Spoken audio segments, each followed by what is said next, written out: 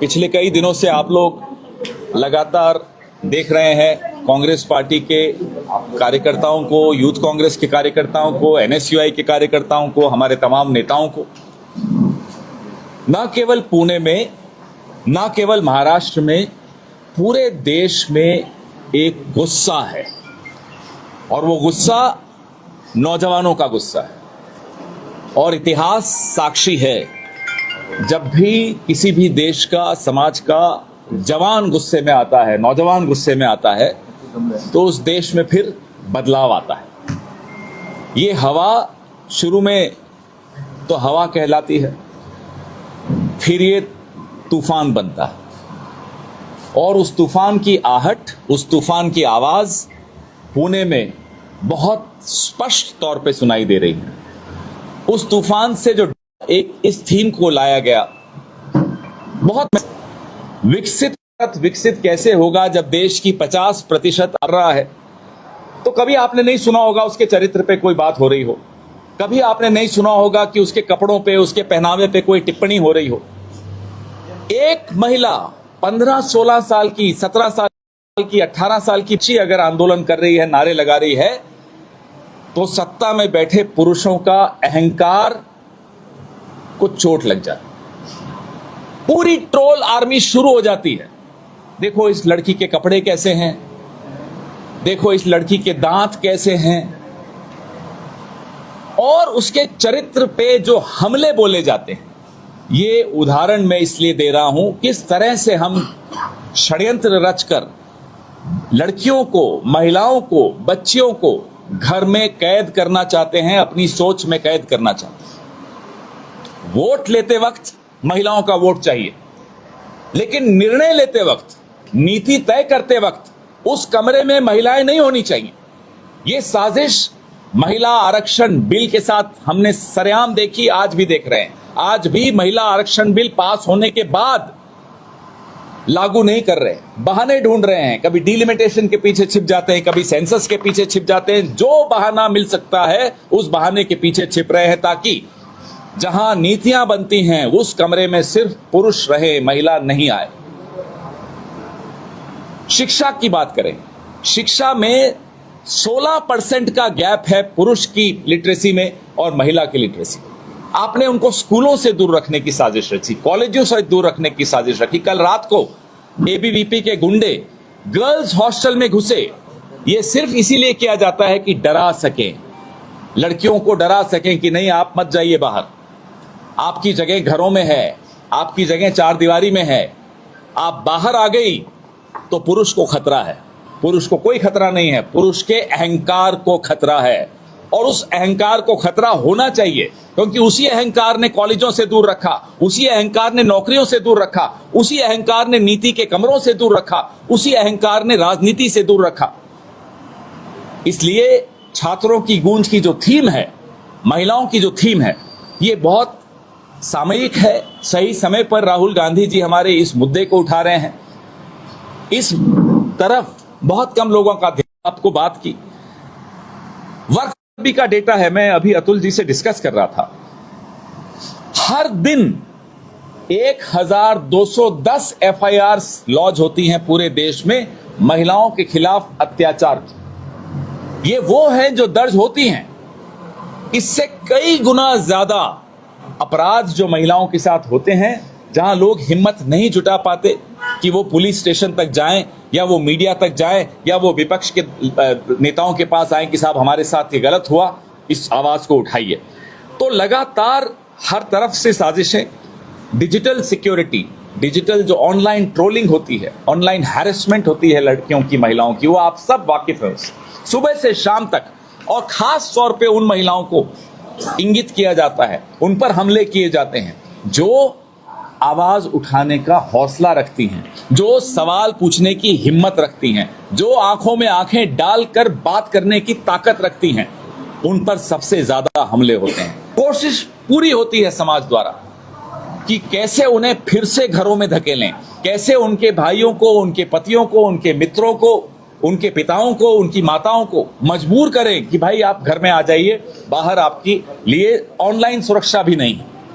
तो इन सब साजिशों के खिलाफ एक राजनीतिक आवाज उठाने की आवश्यकता है। और हमें गर्व है अपनी पार्टी पर, जिस पार्टी ने इंदिरा गांधी जैसी लौह महिला इस देश को दी, इस विश्व को दी।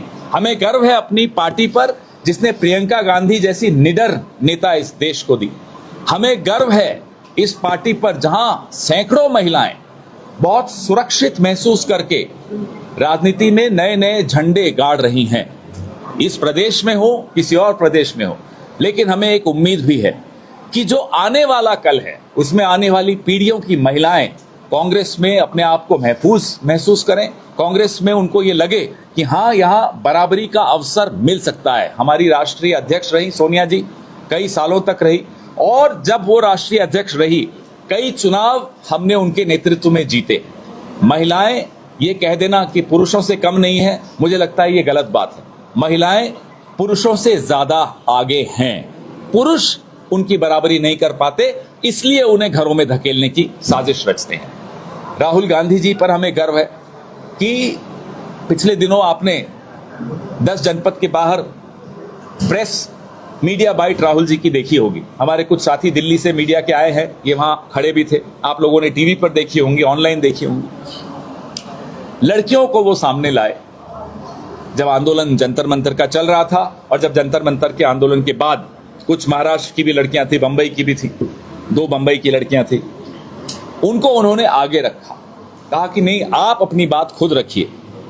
महिलाओं की बात करना महिलाओं द्वारा होना चाहिए, लेकिन वो माहौल बनाना हम सबकी जिम्मेदारी है। हम पुरुष हों या कुछ भी हों, हमें ये जिम्मेदारी बनती है हमारी कि एक ऐसा प्लेटफॉर्म दें, एक ऐसा माहौल दें, एक ऐसा वातावरण दें कि जहां महिलाओं को कहीं भी 1 मिनट के लिए सोचना नहीं पड़े कि अगर मैं ये बोल दूं, अगर मैं ये पूछ लूं तो इसका नतीजा क्या होगा। पुरुष नहीं सोचता तो महिलाएं क्यों सोचें। The young girls students of Pune and Maharashtra had a particular concern that their scholarships, the money meant for their scholarships, is being diverted for some other scheme. They wanted to flag this issue with Mr. Gandhi, and they made this intention public that they want to meet Mr. Gandhi and flag this issue in the upcoming Chhatron ki Gunj today. This angered the government, this angered the ruling party, this angered the ABVP. They identified these girls at night, entered their hostels in COEP University, College of Engineering.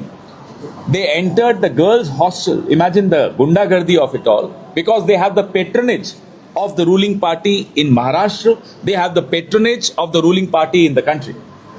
They had the courage, the cheek, the audacity to enter girls' hostel at night and force them to record videos apologizing. That's when these girls reached out to our volunteers that we are under attack. We are being forced to issue videos of apology. Why apology? Because again, as I said in my press conference, the ego of a man, if you want to see the ego of a man, male ego, anywhere in the world you want to see the male ego, come and meet Mr. Modi. One man who is the brand ambassador of male ego is Mr. Narendra Modi. He has a paperback edition of male ego called Amit Shah, who has an abridged version of male ego, Devendra Fadnavis. Male ego का अगर आपको एक brand ambassador देखना है पूरे विश्व को, मैं आह्वान करता हूं, पर्यटन को भी बढ़ावा मिलेगा देश में, आए नरेंद्र मोदी की शक्ल देखें। मेल ईगो, ये 2 शब्द याद रखिएगा। आप महिलाएं हैं, हम सब जानते हैं, आप हमारा मेल ईगो झेलते आए हो बचपन से। वी प्लीड गिल्टी, लेकिन हमारा गिल्ट तो हम ठीक कर देंगे। ब्रांड एम्बेसडर को बुरा लगा। How dare these women complain? How dare these girls ask questions? Therefore, they were forced to record videos apologizing. That's when they called us. Our volunteers went there, just a handful of our volunteers, I think 7, 8, 10 must be. Hundreds of ABVP workers then descended in that hostel, started beating the girls there. started beating our volunteers there, just 8-10 volunteers of NSUI, but they were beaten up badly. Some of them were in the hospital. My colleagues sitting on my left and right, all night they were there in the hospitals. This is the state of the BJP misrule in Maharashtra. This is the state of BJP misrule in the country. नौजवान सवाल पूछ ले वो बर्दाश्त नहीं होता, और वो लड़की पूछ ले तो भाई साहब खत्म, फिर तो बर्दाश्त छोड़िए, भूख भी नहीं लगती, नींद भी नहीं आती। जब तक उन लड़कियों को फिर से ठीक नहीं कर दिया जाता, फिर से दरवाजे में धक्का मार के वापस कमरों में नहीं भेज दिया जाता, माफी नहीं मंगवा ली जाती, तब तक मेल ईगो नहीं सेटिस्फाई होगा। ये हुआ कल रात को पुणे में, और ये होता है इस देश में रोज, ये होता है इस देश के हर गांव में रोज। लेकिन ब्रांड एम्बेसडर एक ही है, नरेंद्र दामोदर दास मोदी। कल के इंसिडेंट के बाद अभी कांग्रेस के 60 कार्यकर्ताओं के ऊपर एफआईआर दाखिल हुआ है, गुना दाखिल हुआ है। उसमें आपकी पूरी युवक की बॉडी है, और बाकी कार्यकर्ताओं पर भी ये इल्जाम लगाए कि उन्होंने गाली गलौज की, मारपीट की। क्या आप मुझे बताइए, क्या एनएसयूआई ने जाकर माफी के वीडियो बनवाए होंगे? वीडियो कौन बनवाएगा, पहले मुझे ये बताइए। एनएसयूआई तो नहीं बनाएगी ना, हमें तो अच्छा लगा कि भाई उन्होंने शिकायत की, हम उनकी बात उठाएंगे। तो वीडियो बनाने वाला कौन? सिर्फ थोड़ी कॉमन सेंस से सबको सब समझ में आ जाएगा। मुझे मालूम है आप मुझसे ज्यादा समझ रहे हो। वीडियो बनाने वाला तो एबीवीपी हो सकता है, जिनसे मजबूरी से, जिनको दबा डरा धमका कर वीडियो बनवाया गया, उन्होंने फोन किया। हमारे 7-8 वॉलंटियर गए, क्यों नहीं जाएंगे साहब? आप हॉस्टल में आओ नाना बाबू, आप हॉस्टल में घुस जाएं आधी रात को, रात के वक्त लड़कियों के हॉस्टल में पुरुष घुस जाए, वहां डराएं धमकाएं। हम क्या घर पे सोते रहेंगे? क्या चाहते हैं ये लोग? जैसे मीडिया को सुलाने की कोशिश कर रहे हैं। यहां का मीडिया तो नहीं सोया, विपक्ष क्यों सोएगा? न विपक्ष सोएगा न मीडिया सोएगा, और हम उम्मीद करते हैं कि अदालतें भी जाग जाएंगी अगर सो रही हैं तो।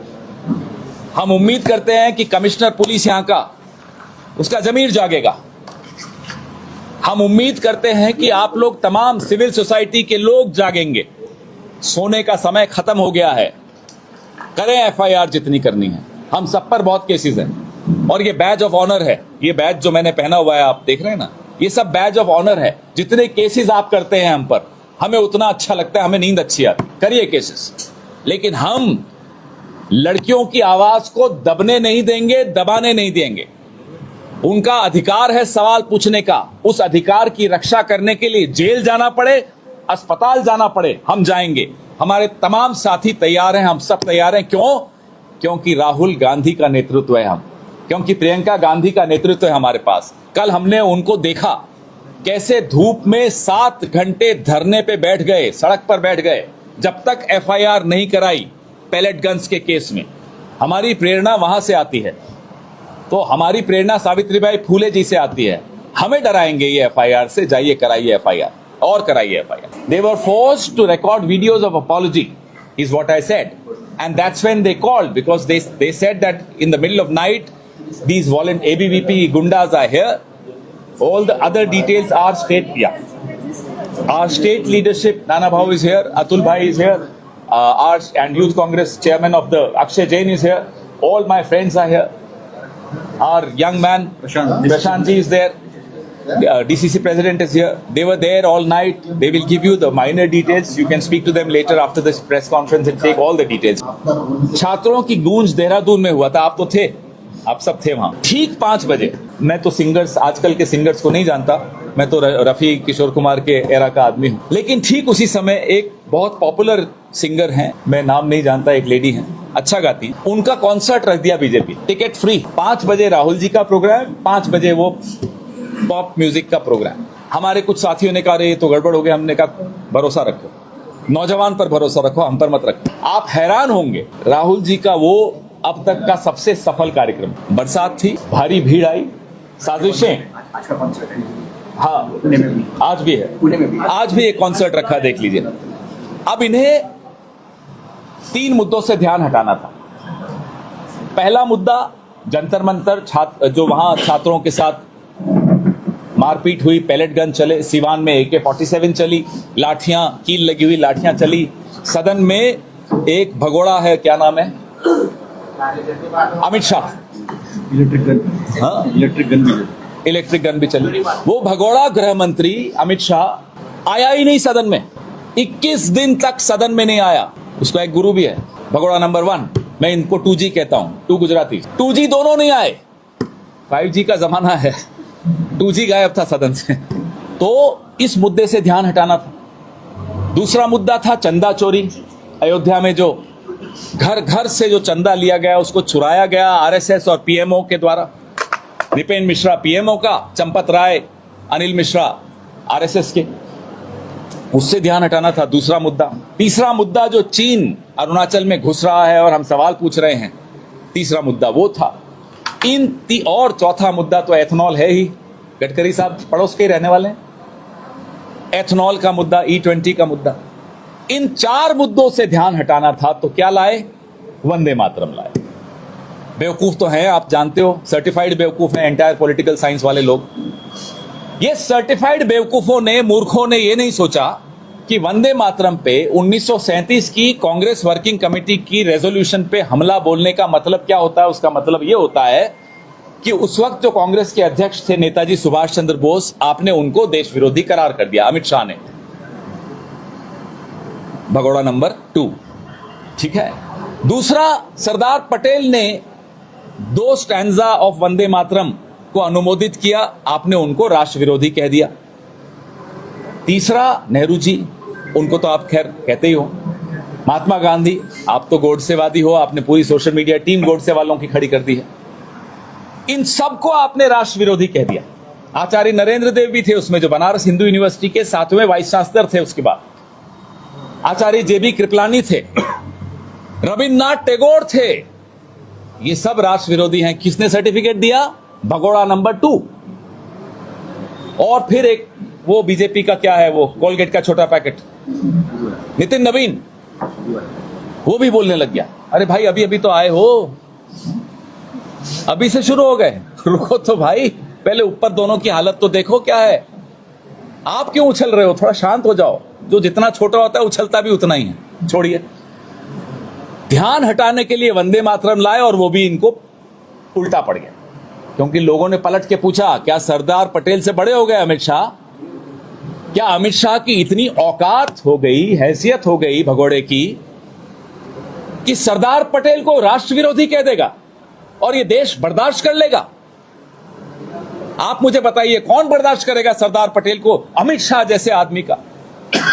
ये तो चलो गृह मंत्री बन गया है, औकात तो हम भी जानते हैं, आप भी जानते हो। गुजरात के किसी पत्रकार को बुला लो, वो बता देंगे इनकी असलियत। आप थोड़ा दूर हो जाओ, फ्रेम में आओगे, केस आप पर भी होगा। पिछली बार भी मुंबई में केस हुआ, वो हमारे साथ थे, कौन, भाई जगताप, वो फ्रेम में आ गए, उनको भी नोटिस आ गया। ध्यान हटाने के लिए पहले दिमागी नक्सल लाया गया 15 अगस्त लाल किले से। अब दिमागी नक्सल बोलना भूल गए 2 दिन 4 दिन। एक बीजेपी वाला दिमागी नक्सल नहीं बोलता, क्योंकि वो भी उल्टा पड़ गया। कौन है दिमागी नक्सल? इनका एक MP है, कहता है दिमागी नक्सल वो जो सोच सकता है। बृजलाल DGP रहा हुआ है उत्तर प्रदेश का, कहता है दिमागी नक्सल वो है जो सोच सकता है। तो इस कमरे में सब दिमागी नक्सल। दिमागी नक्सल वो जो लिख सकता है, आप सब दिमागी नक्सल। दिमागी नक्सल वो जो पढ़ सकता है और पढ़ा सकता है, हम सब दिमागी नक्सल। अब डर गए, फिर लाए वंदे मातरम। वंदे मातरम भी उल्टा पड़ गया। अब बताओ क्या करेंगे? 12 साल इन्होंने हम सबको बिजी रखा, एक मुद्दे से दूसरे मुद्दे पे ले जा। अब नहीं, मुद्दा यही रहेगा। नौजवानों का मुद्दा, चंदा चोरी का मुद्दा, विदेश नीति का मुद्दा, चीन घुस रहा है देश में वो मुद्दा, और एथनॉल का मुद्दा। इन मुद्दों से अब आप ध्यान नहीं हटा सकते। आप